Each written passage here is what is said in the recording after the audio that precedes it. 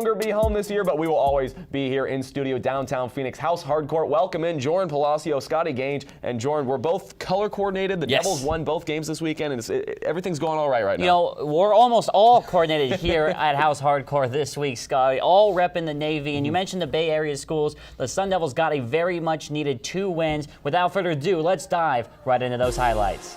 The Cardinal taking on the Sun Devil Wednesday night at Wells Fargo Arena. The fireworks going off, and it was a big game for this man. Remy Martin put on a show in this one. Here he kicks the game off with a jumper from the top of the key. You can see he's feeling himself after that jump shot, but Stanford came out playing. Here's an alley-oop. Josh Sharma, all that beard right in your living room. A big 7-footer for the Cardinal. And a little bit later on, Remy Martin between the legs pass to Kamani Lawrence for an and-one layup. And the crazy thing is, that's not the only time we're going to see that type of play, but what a crowd reaction that looked to be. At the end of the half, Martin fakes the pass and is good from 3, and you want hype, that's your guy right there. Remy Martin getting everybody going, and at the half, the Sun Devils are up, but it's the Devils in Pac-12 play, so you never know.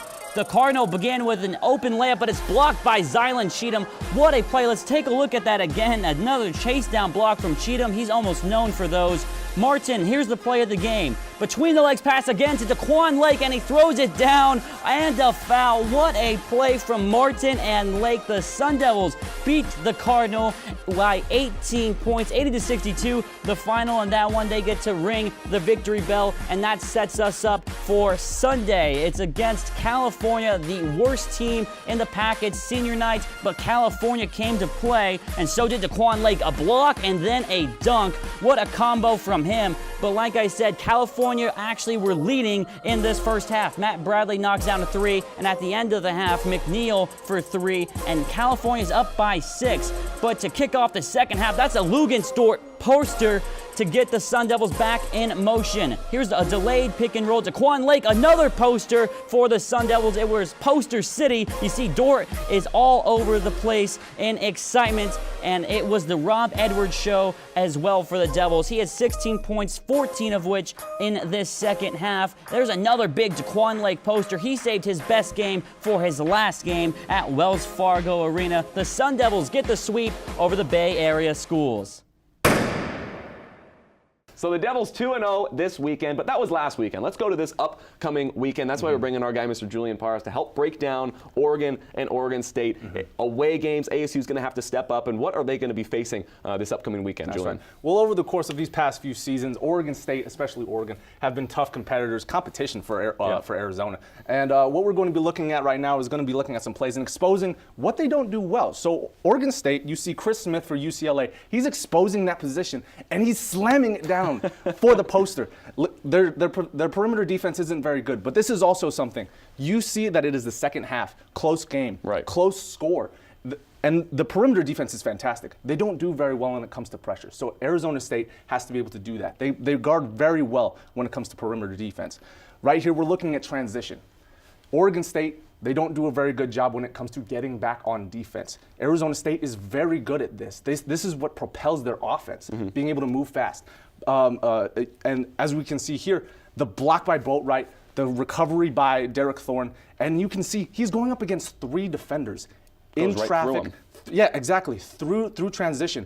This is something that Arizona State can do at the same time. If they focus on transition plays, getting through defense on offense, this is going to be blowout. They're going to be able to control this game. We're going to take a look at Oregon now. If you can see the paint right here, this should be a crime. There's too much space here for someone to not be on help defense, double teaming. Arizona State can do that with ease. They work well in the post with guys like Romello White, Daquan Lake, but you can see here Oregon does the same thing. They penetrate defense, they bring them in, and they can create space around the baseline and especially in the post. So that is something that Arizona State has to watch out for going up against Oregon. Yeah, the biggest thing I saw in that was Oregon State is a poor transitional defense team, and Arizona State probably one of the best offensively in the entire conference. Yes, and I know that we didn't talk too much about the red flags, but OSU, they're a great three-point shooting team. This is something that Arizona State hasn't done a great job of this season, so they're going to have to defend that perimeter nicely and tightly. Oregon, big, athletic, fast, just like Arizona State. they're going to be tough competition going up against. It just depends on the physicality that they are willing to put in when it comes to game time. Obviously going to have to wait and see for this upcoming weekend to see if our man Julian Parras' insight is correct, but sounds pretty good. But we're going to the future. Let's go even more to the future. Our guy Zach Keenan is helping us out in different scenarios in which ASU can and, well, cannot make the upcoming NCAA tournament. Zach? Remember the Sun Devils' first game of the season? They played Cal State Fullerton and won 102-94 in double overtime. 2 players on CSUF tallied 30-plus points, where Lugans Dort, a largely unknown name in Tempe, was the only Sun Devil with more than 20. ASU's narrow escape of an 0-1 start for the first time since 2010 foreshadowed a grim season for some. I think it's been battered in by now that this ASU men's basketball team is an enigma. All things considered, they're still 19-8 overall, ranked second in the Pac-12, and on a 3-game win streak. The final 3 games of their season, road matches at Oregon, Oregon State, and Arizona, may be the greatest tests they face all season. If ASU can make it back to Tempe without a scratch on their resume, they're a shoo-in for the 11 seed. Don't win all 3 and they'll get ugly. Let's say ASU drops one of those games, maybe to Oregon or Arizona. In order to recover a tournament bid, they would have to show up big in Las Vegas by winning 2 games at the Pac-12 tournament in March and advance to the semifinals. Winning those games would put ASU at the 12 seed. Lose both the Oregon and Arizona matches and things get tougher. They would likely end up in a first 4 situation, still vying for the 12 seed. Any less, and the Sun Devils may be kissing their dreams of playing at the dance goodbye. Here's the worst case scenario. If ASU falls to all 3 teams, they are 4-4 on the road this season, that puts them on life support. Should it come to that, anything less than winning the Pac-12 tournament and securing an auto bid would leave the Devils hanging on Selection Sunday. This team has been through so much in so many different ways. But if ASU doesn't find their way to the NCAA tournament this year, the wins against Kansas, Washington, Georgia, and Arizona will be left out to dry, forgotten. Emotions ran high Sunday when Zylan Cheatham and Jaquan Lake took the court for likely the final time at Wells Fargo Arena. Both of them were almost moved to tears, and in fact, Zylan was bawling while he was watching his tribute video, and I don't mean on the court. However, the forgotten story was Sunday could have been Lugans Dort's final home game as well. The freshman was looking like a lock for the first round in the early stages of the season, but he's since cooled down, but the consensus still is that he might be the most NBA-ready player on the team. Dort would neither confirm nor deny whether he'd play another game inside the bank, and only time will tell what he decides to do. If he stays, he will become the undoubtable face of the team and will be joined by incoming 4-star freshmen Jalen House and Alonzo Verge Jr. And if Dort declares for the draft, then this needs to be the time that Bobby Hurley and the Sun Devils strike, because it might be a few seasons before they see the NCAA tournament again. But enough about down the line. This season is winding down, and Eric Ruby is here to break down the upcoming Pac-12 tournament. Eric?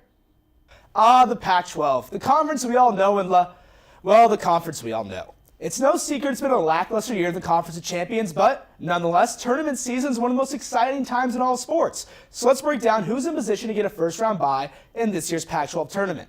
Coming into the top spot are the number 25 ranked Washington Huskies. It's no surprise seeing UW here. They've been the most consistent team in conference play, boasting a 13-1 record.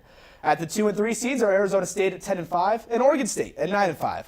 Both these teams have shown signs of inconsistency, but look to knock the other one down a spot when they play this Sunday. And as for the number 4 seed, it's currently held by Utah 9-6. But don't blink.